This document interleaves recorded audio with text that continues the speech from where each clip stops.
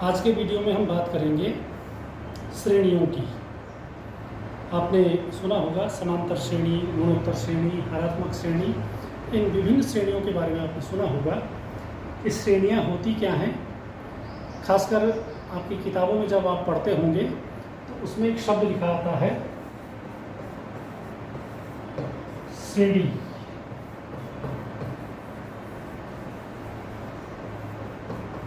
Progression आम भाषा में हम श्रेणी कहते हैं, किताब में आप श्रेणी लिखा हुआ पढ़ेंगे। इस श्रेणी या श्रेणी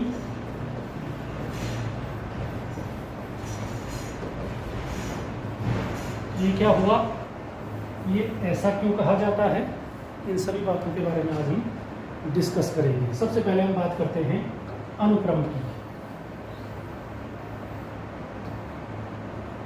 अनुक्रम जैसे मैंने लिख दिया 2, 4, 6, 8। इसके बाद अगर मैं जगह छोड़ दूं तो आप में से कोई भी इसको बता सकता है कि इसके बाद क्या आएगा, 10 आएगा, उसके बाद 12 आएगा। तो ये एक अनुक्रम है जिसके पदों को देखते हुए हम बता सकते हैं कि अगला पद क्या होगा। अगर मैं कहूँ पहले 2 है, फिर 4 है, फिर 8 है, फिर 16 है, फिर 32 है, इसको देख करके भी आप अनुमान लगा सकते हैं कि 2 का दुगुना 4 हो गया, 4 का दुगुना 8 हो गया, 8 का दुगुना 16, 16 का दुगुना 32। तो इसके बाद क्या आएगा, कोई भी बता सकता है, 32 का दुगुना 64। तो इस प्रकार की संख्याओं के समूह को जो एक निश्चित क्रम में होते हैं, जिनका कोई विशेष पद हम किसी एक सूत्र के द्वारा प्रदर्शित कर सकते हैं, उसे अनुक्रम या सीक्वेंस कहते हैं। अब इन अनुक्रमों के आधार पर कि वो पद किस क्रम में आ रहे हैं, किस तरह से आ रहे हैं, हमने इनको अलग अलग श्रेणियों में विभाजित किया है। जैसे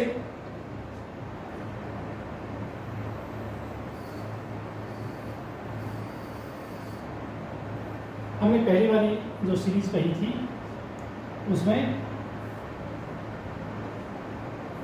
2 है, 4 है, 6 है, 8 है, 10। इसमें देख करके आप बता सकते हैं कि इन्हीं भी 2 पदों के बीच अंतर एक समान है। दूसरा हम कहें, जैसे मैं लिखूँ 3, 3 गुना 6, 6 गुना 12, 12 गुना 24। इसमें जैसे इसमें तो इसमें से इसको घटाएंगे 2, इसमें से इसको घटाएंगे 2, इसमें से इसको घटाएंगे 2। प्रत्येक स्थान पे क्या है, अंतर समान है। इसमें वैसा नहीं है, 6 में से 3 घटाएंगे 3 आएगा, जबकि 12 में से 6 घटाएंगे 6 आएगा, 24 में से 12 घटाएंगे 12 आएगा। तो इनका प्रकार अलग अलग है, लेकिन इसमें आप देख रहे हैं कि 3 का दुगुना करेंगे तो 6 आएगा। या यूँ कहें, 6 में 3 का भाग दे दीजिए 2 आएगा, 12 में 6 का भाग दे दीजिए 2 आएगा, 24 में 12 का भाग दे दीजिए 2 आएगा। तो इसी के आधार पर आप कह सकते हैं कि नेक्स्ट जो इसका टर्म होगा 48 होगा। 48 में 24 का भाग दे दीजिए 2 आएगा। तो इस आधार पर हम इसको अलग नाम देते हैं और इसको अलग नाम दे देते हैं। इसको बोलते हैं समांतर श्रेणी।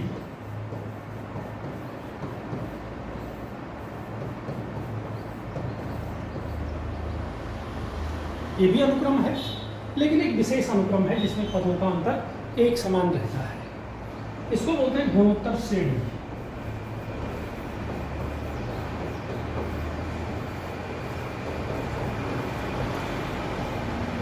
ये आपका अरिथमेटिक प्रोग्रेशन है, ये ज्योमेट्रिक प्रोग्रेशन है। कहने का मतलब श्रेणी एक विशेष अनुक्रम को कहा जाता है। इस वाले अनुक्रम को हम समांतर श्रेणी कह देते हैं और इसको गुणोत्तर श्रेणी कह देते हैं। इसके अलावा एक हरात्मक श्रेणी भी होती है। तो ये है आपकी समांतर श्रेणी, ये है गुणोत्तर श्रेणी। अगर हम समांतर श्रेणी के पदों के बीच में उनको चिन्ह से जोड़ दें, जैसे धन का चिन्ह लगा दें या ऋण का चिन्ह लगा दें, तो वो पूरी एक सीरीज बन जाती है। उस स्थिति में हम उसको समांतर श्रेणी कहेंगे। इसी में अगर आप बीच में धन का चिन्ह लगा दें या ऋण का चिन्ह लगा दें, तो ये श्रेणी आपकी गुणोत्तर श्रेणी, ये अरिथमेटिक सीरीज और एक ज्योमेट्रिक सीरीज कहलाएगी। यही अंतर है। जब ये केवल अनुक्रम को दिखा रहा है तब ये श्रेणी है, और जब आपने इसको किसी चिन्ह के द्वारा एक दूसरे से संबंधित कर दिया, इनके बीच में धन चिन्ह लिख दिया या ऋण चिन्ह लिख दिया, तब ये श्रेणी बन जाती है। तब ये आपकी समांतर श्रेणी बन जाएगी और ये गुणोत्तर श्रेणी बन जाएगी। तो आज हम बात करेंगे केवल समांतर श्रेणी की।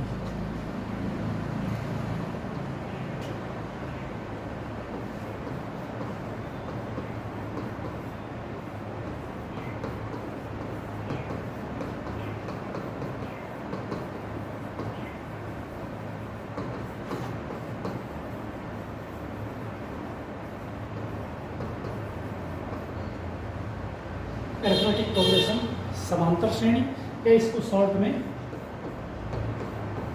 AP से भी प्रदर्शित किया जाता है। अगर हम कहें 2, 4, 6, 8, 10, 12, 14 एक समांतर श्रेणी है, आप जानते हैं प्रत्येक के बीच में 2, 2 का अंतर है। 2, 4, 6, 8, 10 एंड 100, या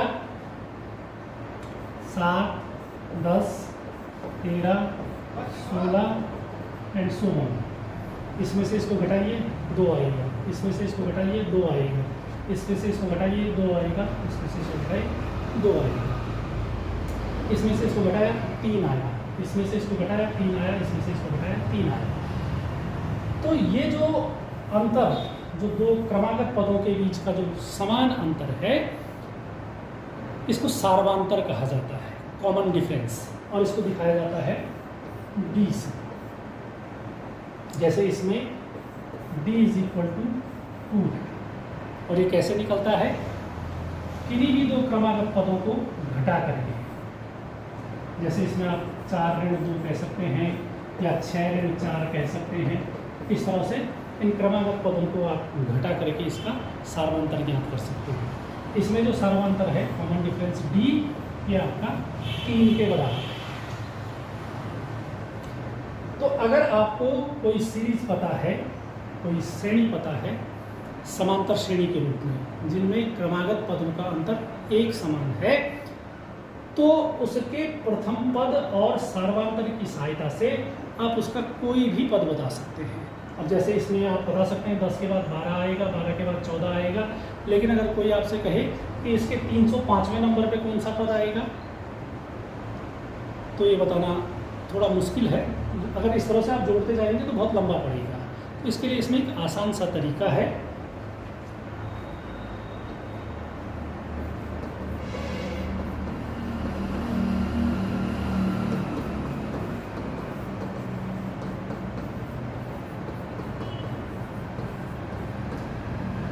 समांतर श्रेणी का nवां पद, जिसको हम प्रदर्शित करते हैं an से।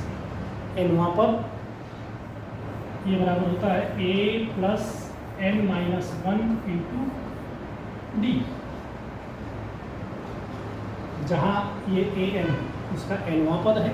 जैसे आप 10वां पद कहें, 12वां पद कहें, 20वां पद कहें, 1000वां पद कहें, आप उसके 5000वें नंबर पे कौन सा पद आएगा ये भी बता सकते हैं। ये a, ये उसका सबसे पहला पद होता है जो आपको पता होगा, n जो आपको निकालना है जिस पद का मान, और d आपका कॉमन डिफरेंस सार्वांतर। इसी सीरीज की हम बात करें, 3 और 3 6 और 3 9 और 3 12 एंड 100। इसमें a बराबर है 3 और d बराबर b, 6 में से 3 गया 3। a इसका प्रथम पद, पहला वाला पद, और d सार्वांतर, इसके 2 क्रमागत पदों का अंतर। ये आपको अगर पता है तो आप इसका कोई भी पद निकाल सकते हैं। आप कहें कि इसमें 400वें नंबर पे कौन सा पद आएगा, मीन्स आपको चाहिए A400। जैसे इसमें पहले नंबर पे 3 है, दूसरे नंबर पे 6 है, तीसरे नंबर पे 9, चौथे पे 12। तो अगर आप कहेंगे कि इसके 400वें नंबर पे कौन सा पद आएगा या 1000वें नंबर पे कौन सा पद आएगा, जैसे आप 400वें नंबर पे कौन सा पद आएगा, इसको ज्ञात करना हो तो ये बराबर ए, प्रथम पद ए, ये कितना है 3 प्लस n-1 n, 400वां पद आपको चाहिए, 400 × 1 गुणांगे डी, डी इसमें है 3 धन 400 में से 1 गया 399 गुणांगे 3, ये बराबर हो जाएगा 3 धन 3 × 27, 3 × 27 और 29, 3 के 9 2 11, 1197 में 3 जोड़ दीजिए 1200। तो इस तरह से आप किसी भी समांतर श्रेणी का कोई भी पद निकाल सकते हैं यदि आपको उसका पहला पद और सार्वधातुक पता हो। अभी के लिए फिलहाल इतना ही, धीरे धीरे हम सीखते जाएंगे। इसमें ज़रूरी नहीं है कि आपको पहला पद दिया ही हो सकता है आपको 50वां पद दिया हो और कहा जाए कि पहला पद निकालिए, या पहला पद और 60वां पद दिया है और उनके बीच का आपको सार्वधातुक ज्ञात करना हो सकता है। तो इसमें कई तरह के प्रश्न बनते हैं, जैसे इसमें 4 अज्ञात राशियाँ हैं an, a, n और d, इनमें से कोई भी 3 राशियाँ अगर आपको पता हैं तो आप चौथी राशि को ज्ञात कर सकते हैं। तो अगले वीडियो में इस पर आधारित कई प्रश्नों को आपको बताया जाएगा। फिलहाल आप यही तरीका याद रखिएगा कि किसी समांतर श्रेणी का nवां पद हम किस तरह से ज्ञात करते हैं। आज के वीडियो में फिलहाल इतना है।